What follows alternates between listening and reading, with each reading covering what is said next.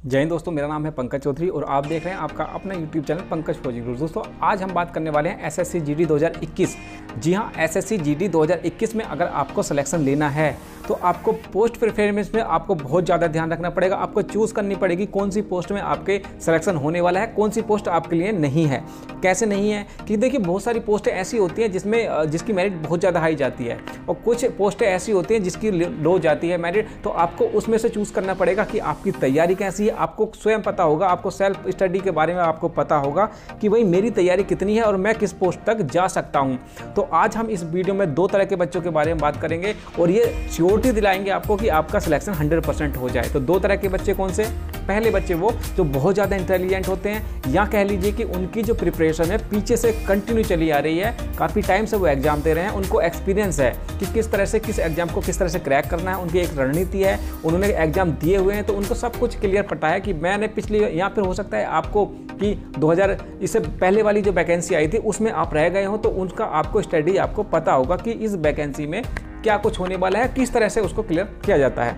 दूसरे बच्चे वो होते हैं कि या तो उनका मान लीजिए कि घर पे संसाधन बहुत ज़्यादा नहीं है, कम संसाधनों में उन्होंने तैयारी की है या उस तरह की उनको फैसिलिटी नहीं मिली है या उनकी अभी नींद खुली हो कि यार चलो एसएससी जीडी देख लेते हैं। तो उनके लिए हम क्या कुछ कर सकते हैं, तो उनके लिए हम पोस्ट प्रिफेयर बताएंगे कि आप ऐसी कौन सी पोस्ट प्रिफेयर करें कि आपका सिलेक्शन हो जाए। इस वाली 2021 की जो वैकेंसी एसएससी जीडी की आने वाली है उसमें आपका सिलेक्शन हो जाए। तो हम दो बच्चों के बारे में बात करेंगे, एक बहुत ज़्यादा इंटेलिजेंट और बहुत ज़्यादा थोड़ा मीडियम के। तो दोनों की हम पोस्ट प्रिफेयर अलग अलग बताएंगे। तो वीडियो आपके लिए बहुत ज़्यादा इंपॉर्टेंट होने वाला है। वीडियो आप लाइक कर सकते हैं, चैनल सब्सक्राइब कर लीजिए। पहली बार चैनल पे आए हैं तो चलिए वीडियो शुरू करते हैं।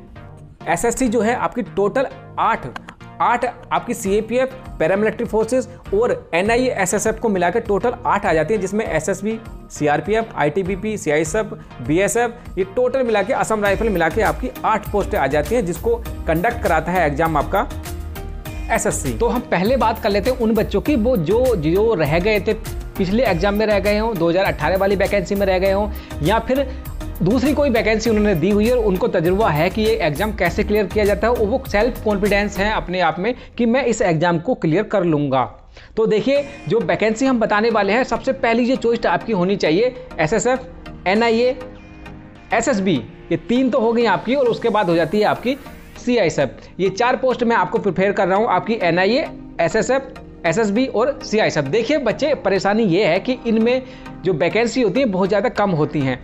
अब जो वैकेंसी कम होती है तो इनकी मेरिट हाई जाती है और आपका टोटल प्रिपेयर करेगा कि आपकी पोस्ट आपने कौन सी अप्लाई की है, उसी के हिसाब से आपके नंबर के हिसाब से आपको एसएससी जो है सीट अलॉट करती है। मान लीजिए आपके 90 मार्क्स हैं और एनआईए की 90 मार्क्स गई है तो आपको एनआईए मिल जाएगी। लेकिन आपके 65 मार्क्स हैं और आपने एनआईए मांगा है तो आपको 65 मार्क्स पे जो आपने अप्लाई किया है, आपने चॉइस दी है, उसके हिसाब से मिलेगी।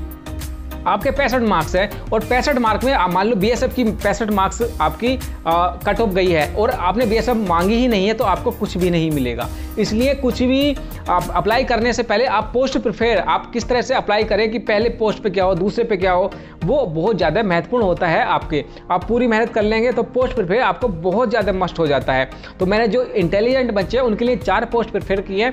आपकी पहला हो गया एसएसएफ, एनआईए, एसएसबी और आपका हो जाएगा सीआईएसएफ। चारों की चारी नंबर 1 क्लासिक आपकी पोस्ट रहने वाली है। प्रमोशन को ले लें, फैसिलिटी को ले लें और सैलरी को ले लें, मतलब A to Z चीज़ें आपकी A1 होने वाली हैं। स्पेशल मानते हैं इन फोर्सों को। फोर्सें सारी अच्छी हैं लेकिन ये आपको बहुत अच्छी बेनिफिट, आपका जो लॉन्ग वे में अगर देखेंगे तो आपको लिए बहुत ज़्यादा बेनिफिट होने वाला है। आगे चलते हैं।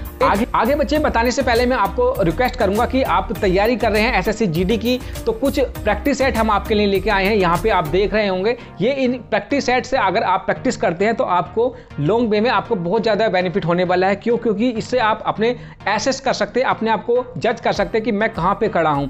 किताब लेके पढ़ते रहना उससे कोई मतलब है नहीं जब तक आप प्रैक्टिस सेट नहीं निकालेंगे। तो इन सारे प्रैक्टिस सेटों का मैंने लिंक डिस्क्रिप्शन में दे दिया है, वहाँ से आप जाके चेकआउट कर सकते हैं, वहाँ से परचेस कर सकते हैं।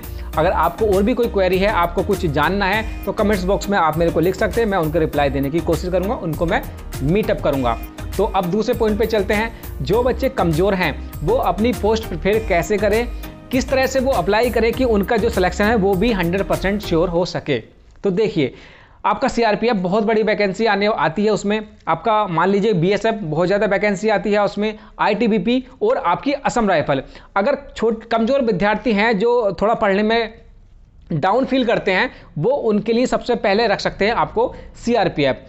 वैकेंसी के हिसाब से आपकी जो मेरिट लो जाती है वो जाती है असम राइफल की। असम राइफल की क्यों जाती है? क्योंकि देखिए असम में टोटल आप ये नॉर्थ ईस्ट में है, अदर जो फोर्सेस हैं उनके सारों के हेडक्वार्टर दिल्ली में है। आप कभी ना कभी दिल्ली में अपनी नौकरी सर्व कर सकते हैं, लेकिन आप असम राइफल आप अप्लाई कर दिया तो असम राइफल का दिल्ली में कोई मतलब नहीं है। अगर हाँ बाय द वे आपकी ट्रेनिंग कोई हो जाती है या कोई डेपुटेशन का हो जाता है वो बात अलग है, लेकिन असम राइफल का इधर से कोई मतलब नहीं है। नॉर्थ ईस्ट में उसकी टोटल सर्विस होती है। तो अगर आपकी मेरिट लो की बात कर ले तो आप सीआरपी दे सकते हैं, CRP on the basis of vacancy, क्योंकि उसमें बहुत लार्ज नंबर वैकेंसी होती है, इसलिए हम उसको प्रेफर कर रहे हैं। उसके बाद आप असम राइफल दे सकते हैं। असम राइफल की मेरिट कम जाती है क्योंकि नॉर्थ ईस्ट में कोई नहीं जाना चाहता, लेकिन वो आर्मी के अंडर आती है वो पैरामिलिट्री, लेकिन आर्मी के अंडर आती है तो उसकी फैसिलिटी भी एक नंबर की होती है। आपको ऐसा नहीं है कि असम राइफल गलत है, सबसे बढ़िया फैसिलिटी के मामले में अच्छी फोर्स है।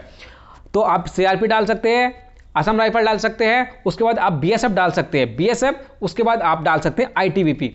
आईटीबीपी में परेशानी यह है कि वो बहुत ज़्यादा बर्फ़ों में, हिल एरिया में वहाँ पे सर्व करने का मौका मिलता है आपको। तो जिसको बर्फ़ से परेशानी है वो इसको आईटीबीपी को ना डाले। तो हमने आपको डिस्कशन में बता दिया कि आप जो बच्चे अच्छे हैं वो आपको डाल सकते हैं एसएसएफ, एनआईए, एसएसबी और आपका डाल सकते हैं आप अपना सीआईएसएफ। और जो कमज़ोर विद्यार्थी हैं जो अपने आप को लो कॉन्फिडेंस है या अभी स्टार्टिंग की है तैयारी, वो डाल सकते हैं आपका सीआरपीएफ, आईटीबीपी, बीएसएफ और आप डाल सकते हैं असम राइफल। अगर असम राइफल नंबर 1 पर डाल सकते हैं कमज़ोर विद्यार्थी तो उनका 100% मैं मान के चलता हूं, क्योंकि मेरिट बहुत ज़्यादा डाउन जाती है लड़कियों की। तो खासकर देखिए असम राइफल लड़कियों के लिए तो बढ़िया फोर्स है, मेरिट भी डाउन जाती है। तो अगर आप लड़की हैं और आप पैरामिलिट्री फोर्सेस में जाना चाहते हैं तो असम राइफल आपके लिए एक बढ़िया अपॉर्चुनिटी रहेगी।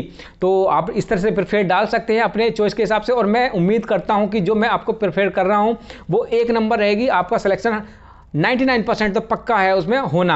अगर आपको इन सारे के टॉपिक बाई आपको जॉब प्रोफाइल चाहिए कि इनकी लोकेशन कैसी होती है, सैलरी के बारे में, या कितने घंटे ड्यूटी करनी पड़ती है, वो सारा कुछ हम एक सेपरेट वीडियो बना देंगे। आप मेरे को कमेंट्स बॉक्स में आप लिख सकते हैं कि आपको किस टॉपिक पे वीडियो चाहिए, मैं उसकी वीडियो बना दूंगा।